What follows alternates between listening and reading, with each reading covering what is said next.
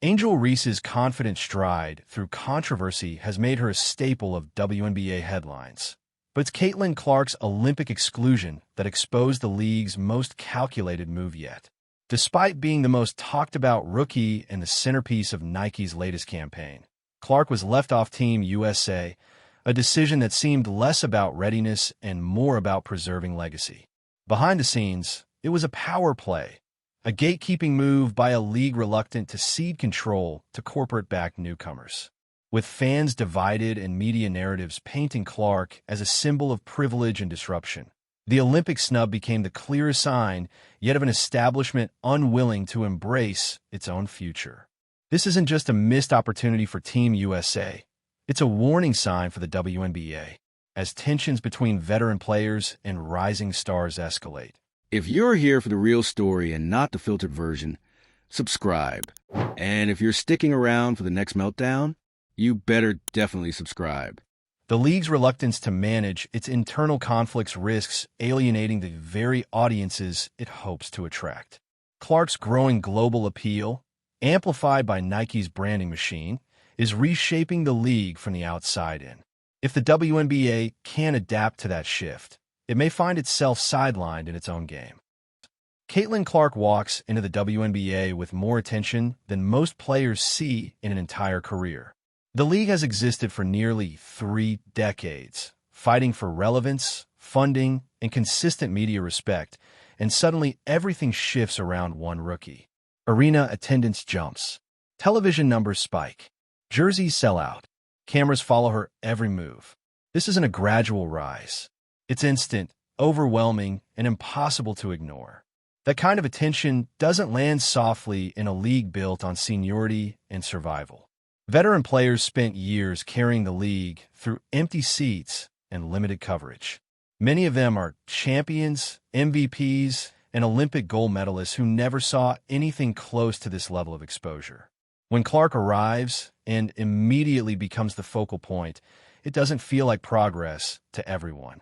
To some, it feels like erasure. The tension isn't subtle. On the court, Clark is guarded aggressively. Fouls are harder. Contact is heavier. Off the court, commentary starts shifting. Discussions about her impact stop being about basketball and start becoming about what she represents. A rookie becomes a symbol, and symbols in this league come with baggage. Clark doesn't enter the league quietly, but she doesn't enter it provocatively either. In interviews, she sticks to basketball. She talks about adjusting to the physicality, learning from teammates, and respecting the players who came before her. There's no public demand to be the face of the league. That label is placed on her without consent. The endorsement deal changes everything. Nike signs Clark to a deal reportedly worth $28 million, one of the largest shoe deals in women's basketball history, and does so before she even plays a professional game. The message is clear. Nike isn't betting on league legacy. It's betting on individual marketability. The commercial that follows becomes the flashpoint. It frames Clark as a generational figure, a player who represents the future of the sport. To fans, it's inspirational. To critics inside the league, it feels like a rewrite of history. The league wasn't built yesterday, and many feel the ad treats it like it was. Nike's strategy is clean and intentional. Clark's shooting ability, her work ethic, her visibility, all of it fits into a global branding model. She's not marketed as a team player or a system piece. She's marketed as the draw. The problem is that the WNBA has never functioned that way. For decades, the league pushed collective identity. Championships mattered more than personalities. Star power existed, but it was controlled, evenly distributed, and carefully framed. Clark's marketing disrupts that balance overnight. A single player now commands more attention than entire franchises. That disruption doesn't stay theoretical. It plays out in commentary, in fan behavior, and eventually on the court. Clark becomes the measuring stick. Every foul, every turnover, every highlight is scrutinized. She's either overrated or under attack, depending on who's talking. The basketball itself starts getting lost. The physicality escalates. Hard fouls pile up. Hits away from the ball go uncalled. One play in particular becomes unavoidable in conversation, when Clark is hip-checked in open space with no whistle. The clip goes viral. Fans expect a response from the league. What they get is silence. That silence speaks loudly. To many viewers, it looks like the league is willing to let a rookie absorb punishment as the cost of attention. The message feels unspoken but clear. If you're going to bring this much spotlight, you're going to take the hits too. Officiating inconsistencies add fuel. Similar plays against other players are called differently. Clark keeps playing. She doesn't publicly complain, but the pattern becomes part of the narrative. Protection doesn't seem guaranteed, and tolerance for hostility feels baked in. When the commissioner finally addresses the situation, expectations are high. Fans want condemnation of violence. Players want clarity. What they hear instead is framing. The rivalry is compared to Magic Johnson and Larry Bird. The tension is described as good for the game. The comparison lands poorly. Magic and Bird elevated each other through competition, not unchecked physicality. By leaning into that analogy without addressing safety or toxicity, the league appears to endorse the chaos rather than manage it. The comments don't calm things down. They validate the idea that conflict is acceptable as long as it drives engagement. For a league already fighting for stability, that's a risky position. Ratings matter, but credibility matters more. The power dynamic becomes impossible to ignore. On one side is the league, protective of its hierarchy and history. On the other is a corporate partner investing heavily in a single player. Nike doesn't wait for league approval. It builds around Clark anyway. This isn't just about one endorsement. It's about who controls the future. The league wants growth without losing authority. Nike wants scale, visibility, and return on investment. Clark is caught in the middle, benefiting financially while absorbing the backlash. The Olympic exclusion adds another layer. Despite her popularity and impact, Clark is left off the roster. The reasoning centers on experience and cohesion, but the optics reinforce the same theme. Legacy comes first. New blood waits its turn. As the season progresses, the emotional toll becomes visible. Clark is no longer just the smiling rookie. Frustration shows. Disappointment surfaces, not because of losses alone, but because the environment feels heavier than basketball should. The media narratives don't help. She's framed against other players in simplified terms. Good versus bad. Humble versus arrogant. These labels flatten real people into digestible storylines, and they deepen divides that already exist. Fans who tuned in for excitement start tuning out from exhaustion. The conversation turns sour. Instead of celebrating growth, the league debates resentment. Instead of spotlighting talent, it manages conflict. By the time Clark addresses the situation publicly, the damage is already done. She speaks carefully. She avoids blame. She reiterates her respect for the league and her focus on playing basketball. It's measured, professional, and restrained. What's missing is reassurance from the league itself. There's no decisive stand against toxicity. No clear commitment to player safety. No acknowledgement that something has gone off the rails. The risk now is bigger than one player.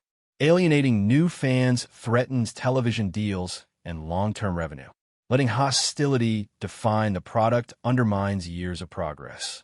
The league stands at a crossroads, caught between preserving its past and adapting to a future it didn't fully plan for. If you've been following this situation, share your thoughts below. Like the video if you found it helpful, subscribe for more coverage like this, and pass it along to anyone trying to understand why this moment matters. When Nike pushed the savior of the league angle in its campaign, the message was loud and clear. Caitlin Clark wasn't just a player. They were building a phenomenon. The visuals were powerful. Grit, sweat, swishes from the logo. The entire ad framed Clark as the new era, even if that meant ignoring the old one. That message didn't go unnoticed inside the league. The ad wasn't subtle. It didn't just spotlight Clark. It cast everyone else in shadow. Years of history, iconic players, and league-building moments were condensed into a narrative that felt dangerously close to revisionism. Clark wasn't just being promoted. She was being crowned. And in a league where many had clawed their way through decades of being underpaid and overlooked, the coronation stung. Clark's rise wasn't just meteoric, it was corporate. The backlash wasn't about her game. It was about what her marketing represented to players who never got the same spotlight. The resentment didn't stay off the court. It turned into contact. Intentional or not, the fouls got more forceful, and the referees seemed hesitant to blow the whistle. Every knockdown turned into a trending moment. Clips of Clark getting shoved or hit spread faster than her highlight reels. The most infamous moment, Kennedy Carter's blatant hip check, was a turning point. No ball, no defense, just a body hit. It wasn't basketball. It was a statement. And when the league failed to act swiftly or publicly, the message from leadership felt clear.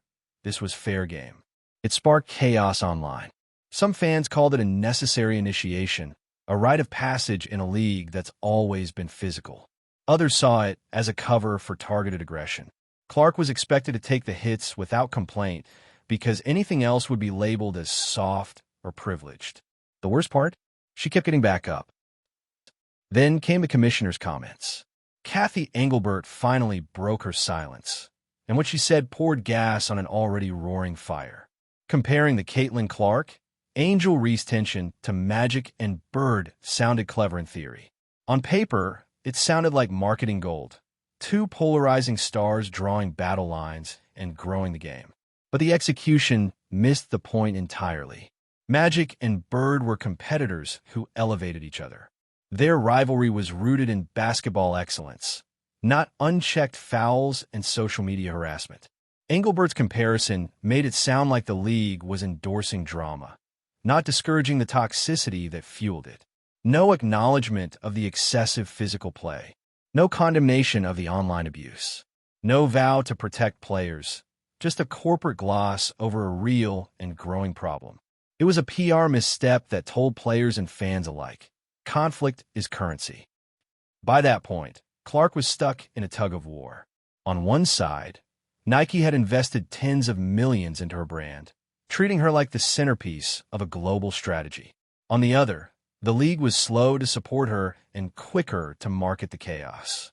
The power imbalance between the WNBA and Nike became impossible to ignore. Nike could run with its messaging whether or not the league was aligned.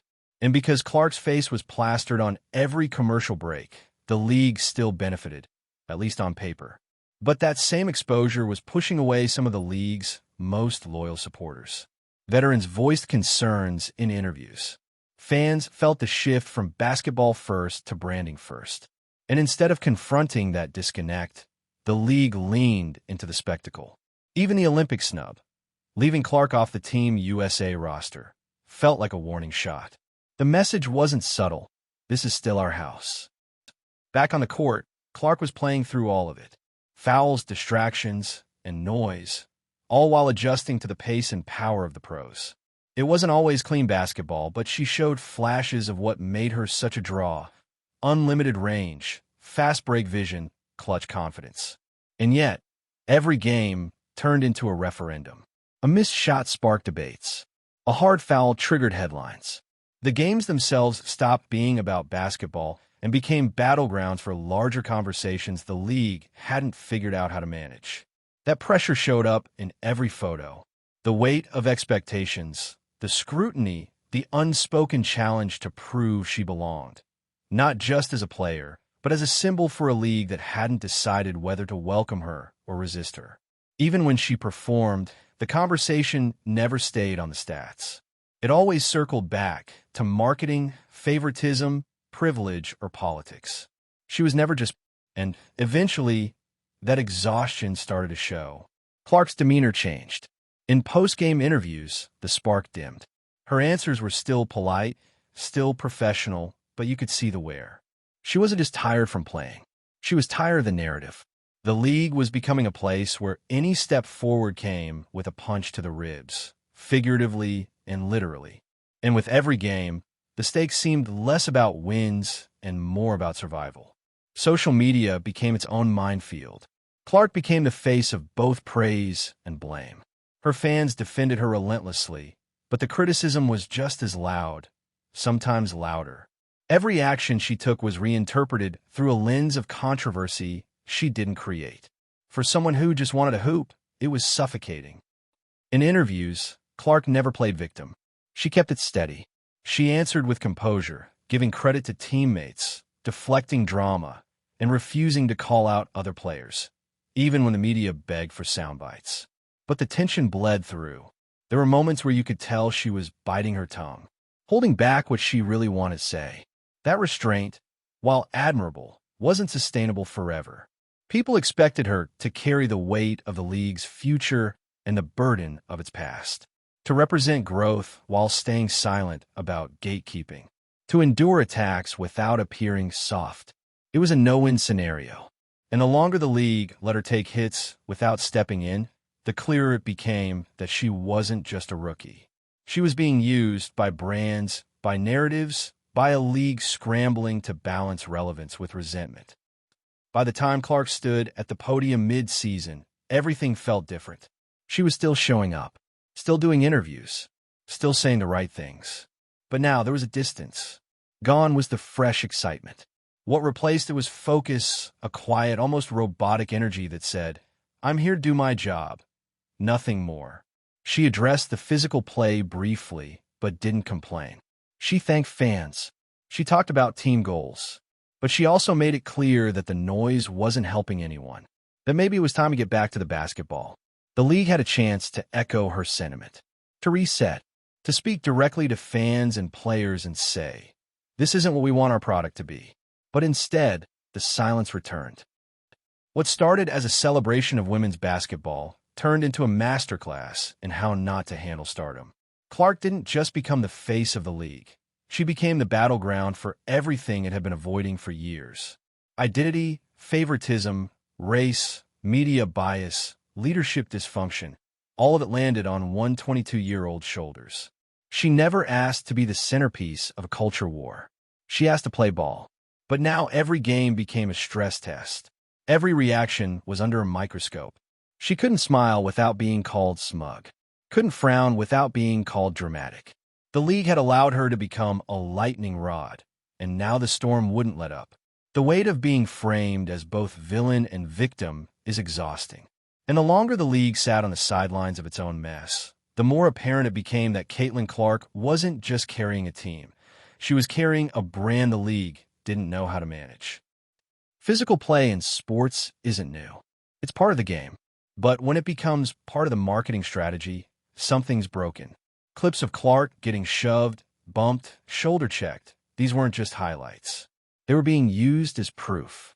To some, proof she wasn't tough enough. To others, proof she was being targeted. Either way, it was content, and the league seemed to lean into it. There was a time when hard fouls meant fines, suspensions, public statements about sportsmanship. But in this case, nothing. Or worse, excuses. It didn't matter if she got up after every hit. That wasn't the point. The point was that she shouldn't have to take them without consequences. The WNBA was chasing virality at the expense of integrity. And the longer it went unaddressed, the more it looked like a choice. Kathy Engelbert's job was to lead. But in the months that followed the Nike campaign, the physical incidents and the social backlash, her leadership felt reactive, never proactive.